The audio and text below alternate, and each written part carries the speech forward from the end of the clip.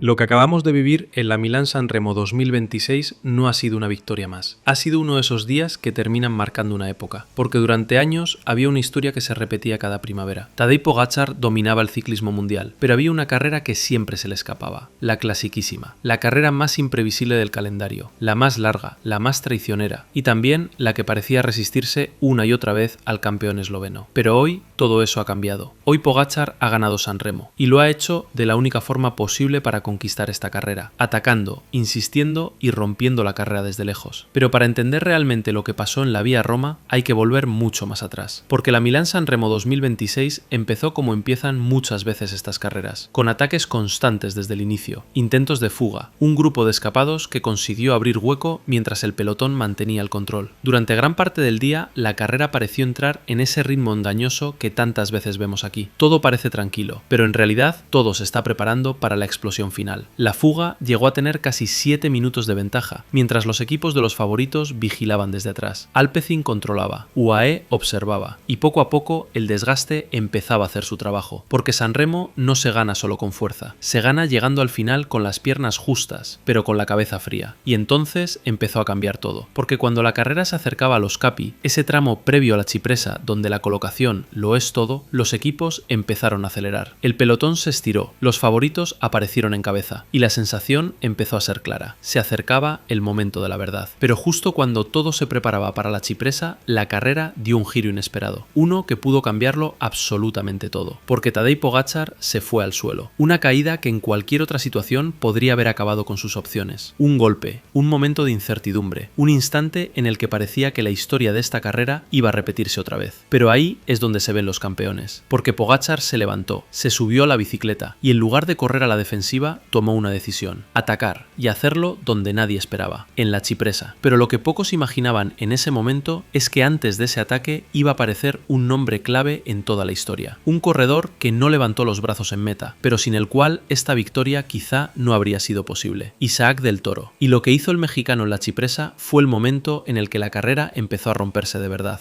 Y es justo aquí donde la Milán-San Remo 2026 cambia por completo.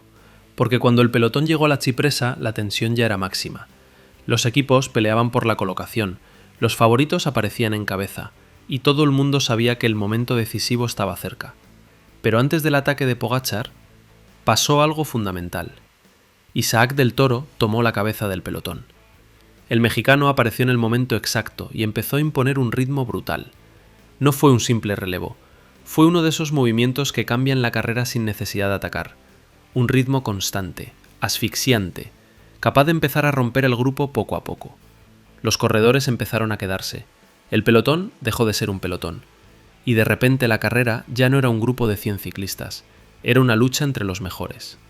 Ese fue el momento en el que UAE activó su plan, porque el trabajo de Del Toro tenía un objetivo muy claro: preparar el terreno para Pogačar. Y cuando el ritmo ya estaba al límite, cuando los rivales ya empezaban a sufrir, Pogačar lanzó el primer ataque. Un cambio de ritmo violento, explosivo, uno de esos ataques que solo pueden seguir los mejores del mundo. La mayoría del pelotón desapareció en cuestión de segundos.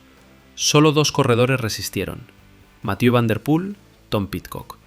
3 ciclistas en cabeza, 3 de los corredores más explosivos del ciclismo actual. Y la sensación de que la carrera ya se estaba decidiendo. Pero Pogačar no se conformó.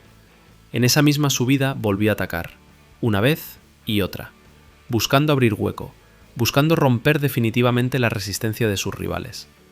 Pero ni Van der Poel ni Pidcock cedían, respondían a cada movimiento, aguantaban cada cambio de ritmo. Sabían que si soltaban esa rueda, la carrera se acababa para ellos. Así terminó la Cipressa, con ese trío en cabeza, con el resto del pelotón completamente fragmentado, y con la sensación de que lo mejor aún estaba por llegar. Porque después de todo ese desgaste, después del trabajo brutal de Del Toro, después de los ataques constantes de Pogačar, la carrera llegaba a su último juez, el podio, la subida que tantas veces ha decidido San Remo, y donde esta vez se iba a escribir historia. Después de todo lo que había pasado en la Cipressa, la carrera ya no era la misma. El pelotón estaba completamente roto, el desgaste había hecho su trabajo, y delante solo quedaban 3 hombres peleando por la victoria: Pogačar, Van der Poel, Tom Pidcock. 3 corredores que sabían que estaban jugando algo más que una clásica, estaban jugando la historia de San Remo. Porque Pogačar llevaba años persiguiendo esta carrera, una y otra vez había atacado, una y otra vez había estado cerca, pero siempre había algo que se interponía: el recorrido, la táctica o simplemente Van der Poel. Pero esta vez era distinto, porque cuando comenzó el Poggio, Pogačar ya había preparado el terreno. El trabajo de Del Toro en la cipresa había reducido el grupo al mínimo, los rivales llegaban desgastados, y eso marcó la diferencia. Nada más empezar la subida, Pogačar volvió a hacerlo. Otro ataque, violento, directo, sin mirar atrás. Van der Poel respondió, Pidcock también, pero la carrera ya estaba al límite. Los ataques se sucedían, uno detrás de otro. Pogačar insistía, probaba, volvía a atacar, hasta 6 veces entre la cipresa y el Poggio. Una presión constante, una guerra psicológica, una forma de correr que solo tienen los corredores que quieren ganar sí o sí. Y entonces llegó el momento clave, el ataque que cambió todo. Pogačar lanzó otro cambio de ritmo en el tramo más exigente del Poggio, y esta vez sí, Van der Poel cedió. El neerlandés, uno de los ciclistas más difíciles de soltar en este terreno, no pudo responder. La rueda se abrió, y de repente la carrera cambió por completo, porque el gran rival de Pogačar estaba fuera. Pero aún quedaba un último obstáculo: Tom Pidcock. El británico resistió, se mantuvo a rueda, y convirtió la carrera en un mano a mano brutal. 2 ciclistas, una bajada técnica, y la sensación de que todo se decidiría en los últimos metros. El descenso del Poggio fue rápido, tenso, sin margen para errores, y cuando llegaron a la Vía Roma, todo estaba preparado para el desenlace final. Un sprint cara a cara, un momento que llevaba años esperando, y esta vez Pogačar no falló.